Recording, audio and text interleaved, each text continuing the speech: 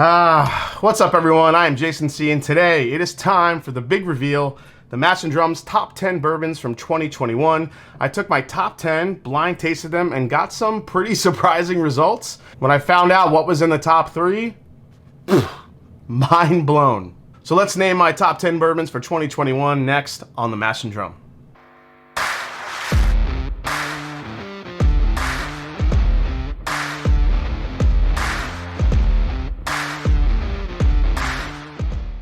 So 2021 was a crazy year for whiskey, especially for bourbon. Price increases, long lines, flipping, collecting, BMW crotch shots, tater stickers, blends, interesting finishes, new distilleries, new mash bills, and of course a wealth of new releases. Overall, 2021 for me, and I've said this before, was somewhat a disappointing year for bourbon. I think that's really just a byproduct of the intense demand and popularity for distilled spirits. This led to a lot of mediocre whiskey being sold at higher prices, a lot of limited edition releases, and of course a lot of bottles that didn't live up to the hype. Until December, I wasn't really even sure I had 10 bourbons that blew my mind enough to put in the top 10, but a few late reviews made a play for the top 10 and made my life a little bit easier. Before we start, a couple of notes. I only included bourbons that I was able to get full bottles of, not just samples. This way I was able to really sit with the bourbon and see how it evolves over time. My rankings were determined by a blind tasting of these top 10. Also, I realize most of these will be really hard to find. I get it, I'm sorry, but it's just a crazy bourbon market right now. But if any of you watching had a chance or have a chance to try or buy these, here are the top 10 bourbons that stood out to me in 2021.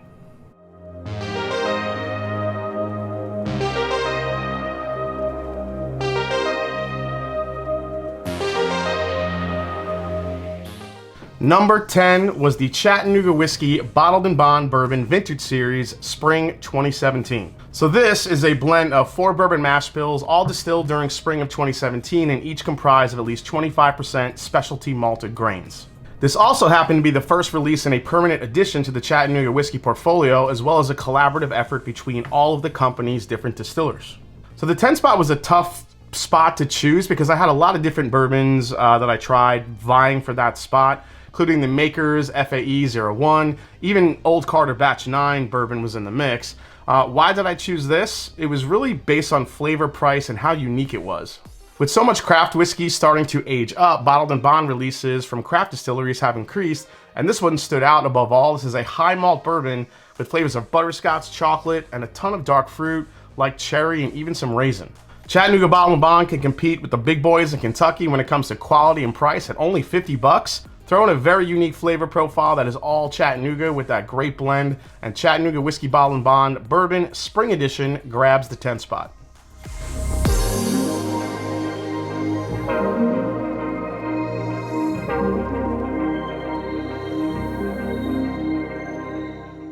Grabbing the 9 spot is from Bardstown Bourbon Company, and it's the Discovery 6. So coming off the disappointing Discovery 5, this one was a welcome comeback. The Discovery series from Bardstown Bourbon Company is their premium offering that utilizes high-aged source whiskeys that combine to make a unique blend. In this case, a blend of 3 straight bourbons, including an 11-year-old bourbon from Kentucky, a 17-year-old bourbon from Tennessee, and a 7-year-old bourbon from Indiana. This was bottled at 111.1 proof and was priced at about $130. This, to me, was a fall candle in a glass. Apple cinnamon, orange spice, cranberry, a little bit of light oak, cinnamon nutmeg, and more candied orange on the finish. It really stood out. This bourbon worried a lot of folks because it had that Tennessee whiskey in the blend, George Dickel whiskey to be exact, which could turn some people off, but this was a fruit bomb to me. Not really a lot of Dickel influence there. Such a perfect bourbon for fall and good enough to take the 9 spot for 2021.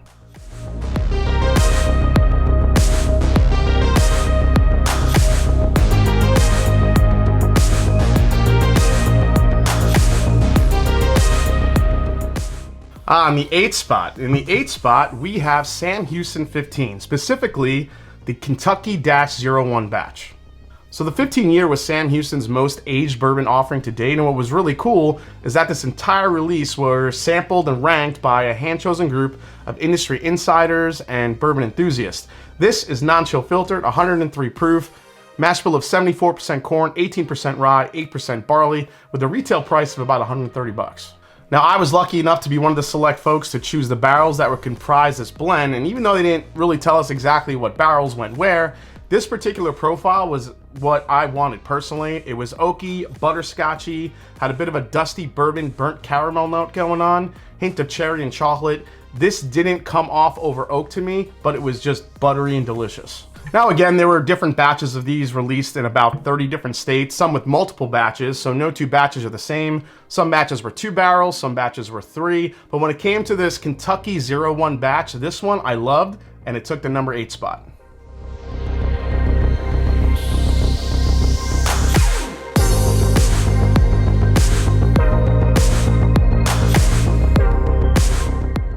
Next up at number 7 is the Blue Note 17.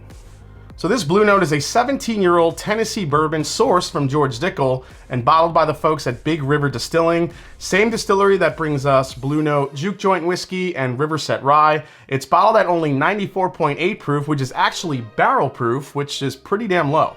It's also non-chill filtered and did not, I repeat, did not go through the Lincoln County process. It came to about 170 bucks, so you're looking at about 10 bucks per year of aging. So with that high corn mash bill, if you like butterscotch, Werther's candy, butter pecan ice cream, a butter pecan as I like to call it, vanilla pound cake, some dark fruits, this thing was amazing. This was a huge surprise from 2021. I did not expect it to be this good, especially at that proof point. For a 94 proofer, it was oily, viscous, had enough oak to make it interesting, but didn't overpower the experience. 170 bucks is a lot of money for a bourbon, plus this is harder to find. But for those of you that like those flavors I mentioned, this Blue Note 17 was a huge surprise and standout for 2021 and my number 7 of the year.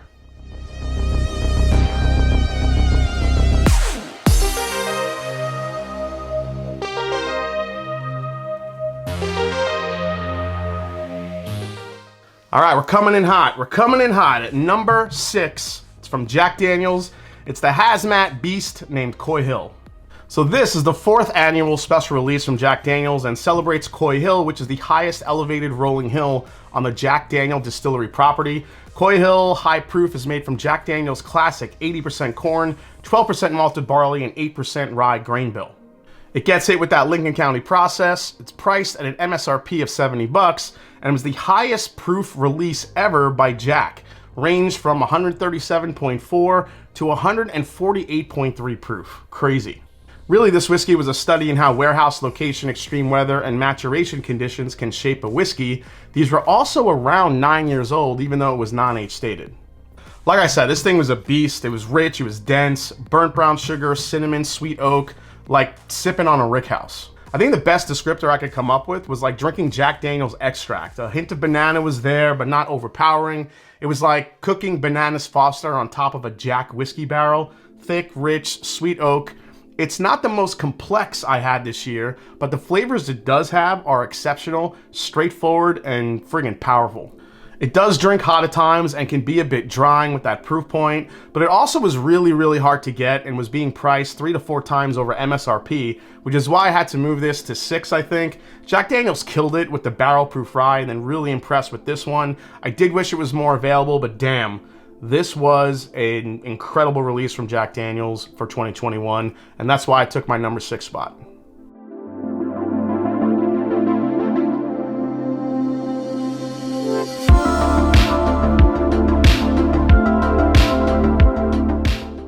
Number 5 goes to Remus Repeal 5 from MGP Rawson Squibb.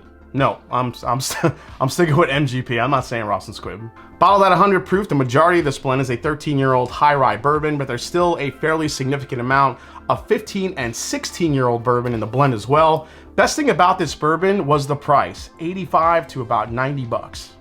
I would say most reviewers that I watched this year that got a chance to try this love this one. I think there were definitely some outliers, people that weren't that crazy about it. But overall, I think this being a sub $100 bottle with those high ages, including from one of the best distilleries on the planet, the whiskey tasted just a bit sweeter.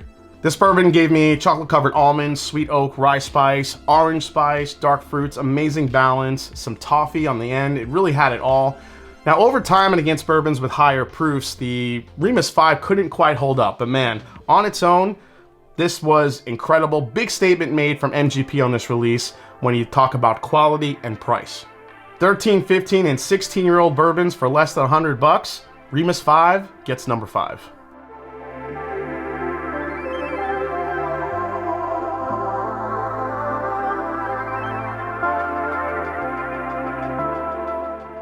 All right, number 4, Joseph Magnis Cigar Blend, particularly batch 58, the Darth Vader batch. This beautiful thing was part of the 2021 Autumn Series, which was part of a larger Coumer, meaning mother blend, of 16 bourbon barrels ranging in age from 14 to 20 years old, all sourced from Indiana. MGP, baby. This clocked in at 66.17% ABV or 132.34 proof, which was the highest proof and had the darkest personality cigar blend ever released according to Nancy the Nose Fraley. This bourbon is about $175. Expensive, yes, but the flavors in this thing were ridiculous. Stout beer, figs, molasses, chocolate-covered espresso beans, pipe tobacco, some black cherry syrup. Easily the best cigar blend I've ever had. Cigar Blend is a small batch product created with the intent of pairing it with a cigar. The finishes include Armagnac, sherry, and cognac. When you combine that, it's really perfect for a cigar. Unfortunately, every year there isn't a lot of these to go around, but man, if you were lucky enough to get this specific batch 58, like I was, it was an easy standout for 2021. Good enough to grab my number 4 of the year. So my top 3, I had to blind taste over and over because I was getting a different winner depending on the day, which shows you the quality of my top 3 and how good all 3 of them were. So my number 1 bourbon of the year just ended up being the one that I kept choosing a little bit more than the other 2. So let's start with my number 3.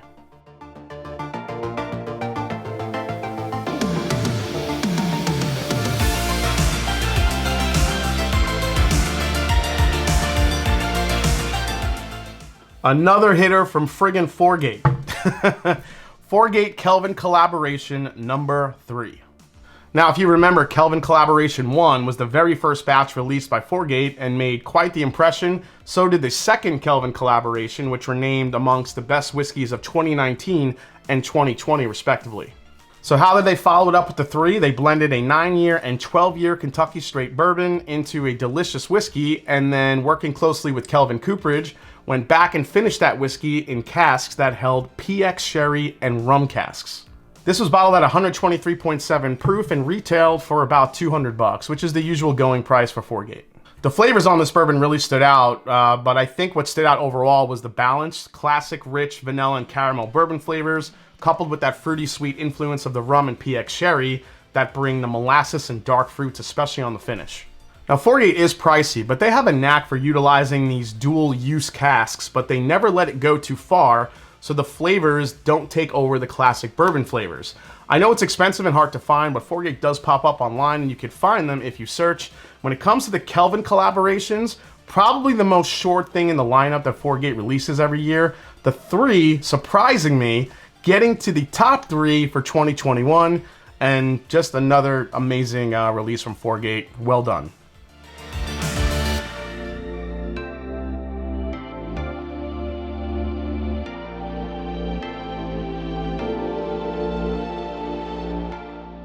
All right, we're at number 2, and you might have thought this was going to be my number 1, but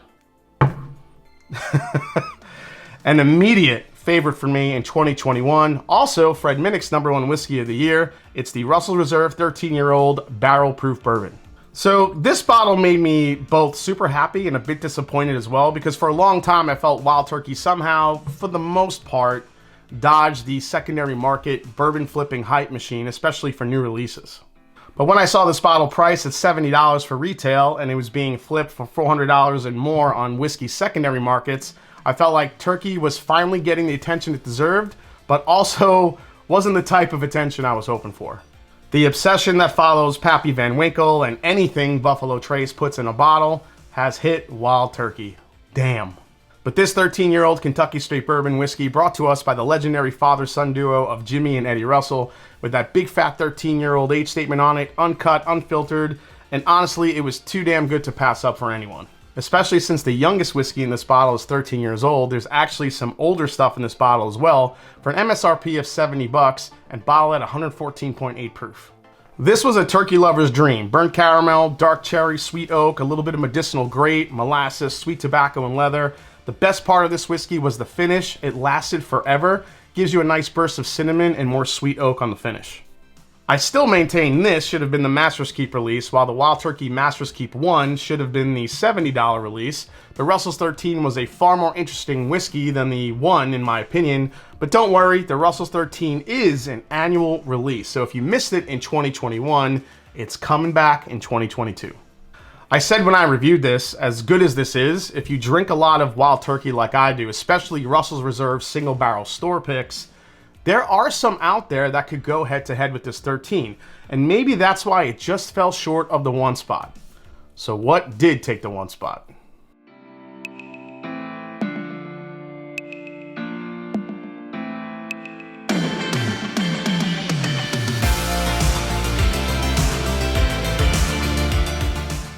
A bourbon I didn't try and review until December 14th. Four Roses 2021 limited edition small batch. I know, right? Your mind's blown. You're like, what the hell? Where did the Four Roses come from? Non-chill filtered, bottled at 114.2 proof. The Four Roses 2021 limited edition small batch features a 16-year-old bourbon from the OBSV recipe, a 14-year-old OBSQ, a 12-year-old OESK, and a 16-year-old OESV. This was a shocker to me to make number 1, but maybe not so much of a shocker when I look back on it. The blind tastings don't lie. This bourbon on the nose was super complex, fruit forward, rich oak and caramel, and a lot of spice. A hint of chocolate, some toasted marshmallow I got as well. But the palate on this thing. The number 1 bourbon, of course, worthy of the Mash and Drum Golden Black Glencairn. Oh my God, the palate. So rich, spicy, it evolves constantly on the palate. It goes from rich vanilla, caramel, and then all this spice. Then jumps into Luxardo cherry syrup. And then you realize how viscous and oily this thing is. Like the Russell's 13, the finish on this went on for days. Really, really stands out. I mean, it's still going right now. It's giving me this lingering spice right on the back end. I think the balance and the viscosity of this is what stood out and made it take over the Russell's 13.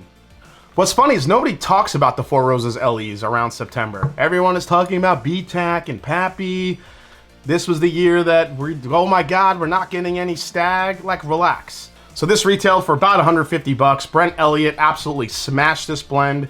It's really a perfect bourbon. No off flavors, all rich, complex, and that ever lingering spice that sold me. It's freaking still going. Golden Black Glen, baby. When I saw that I chose this as my top bourbon of the year, I was floored. But honestly, it really had everything I look for in a bourbon, and it's certainly worthy of the Mash and Drum 2021 Bourbon of the Year, Four Roses 2021 Limited Edition Small Batch. All right, well, here they are, my top 10 bourbons for 2021. Hope you guys enjoyed the video. If you did, hit that subscribe button below. Please hit the like button. Please share the video with your friends that are also into bourbon, and leave a comment down below. Let me know what you think of the list. The Four Roses 2021, taking it, number 1 bourbon of the year. Mind blown, amazing. As I always say, it's not about the whiskey, it's the people you share it with. If you were lucky to get any of these bourbons, please share them. Cheers, here's to 2022, and we'll see what happens at the end of the year. Take care, everybody.